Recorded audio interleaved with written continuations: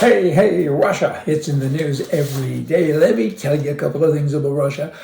It is the largest country in the world. There's 6.6 million square miles in Russia. It extends across 11 time zones and it borders 16 nations. 16 nations, other countries, right?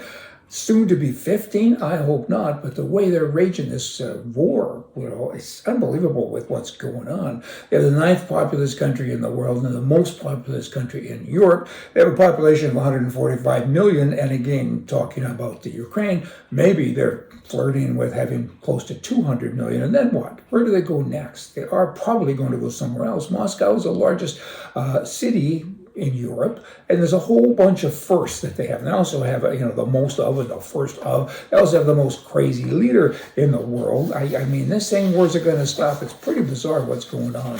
Then you have Biden and Nancy Pelosi and all these people, and they're kind of wild too. And Biden and the Prime Minister of Canada have basically helped finance the war with buying Russian oil. Nice going, guys. I mean, official estimates are that in the U.S. alone, there's 8 times the oil in Saudi Arabia, just in the West, not counting the entire country, right?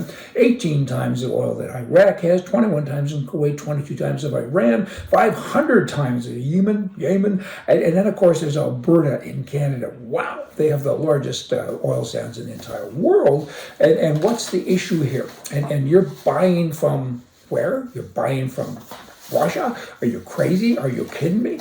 And Biden says, well, you know what? We're thinking about it. We might stop doing this. And then you have Nancy Pelosi.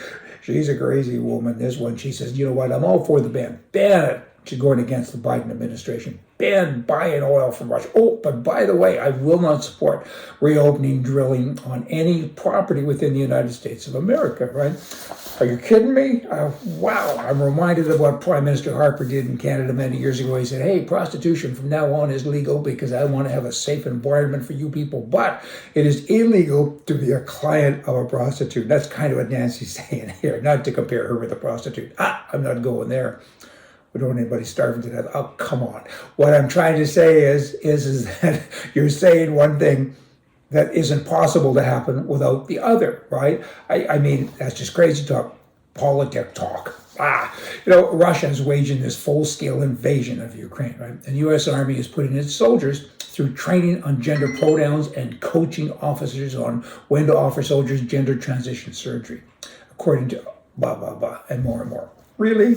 Come on. I mean, military, and you Canadians and all you, particularly the Prime Minister of Canada, listen up here. Military must be designed to be lethal, tough. That's what you want. That's the qualification. The Prime Minister in Canada, though, designs the military to be diverse, racist, and nice and lovely, right? So if you all have a leader that doesn't give a crap about you, that's what you end up with, and it's going on in America and in Canada. It's pretty sick stuff, right?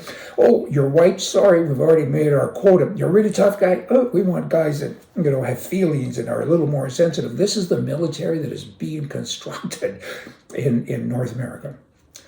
Wow. Putin and these guys just must sit back and smile and chuckle and say, who are these guys? You have a bunch of pansies? Really? You want tough guys. The military should be lethal. Doesn't matter what color you are. Doesn't matter. A lot of things don't matter. What matters is that you're tough. You're a warrior. That's the army. That's the military. And again, the Prime Minister, oh boy, it's just disgusting. I had a talk fest with some liberals last night.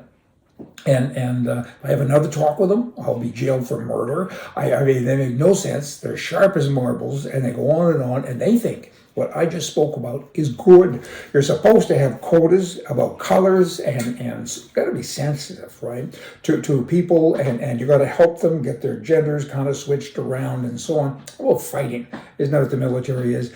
Oh, don't have any talk fest with the liberals. It's painful. Hey, y'all come back. Have more for you. See ya.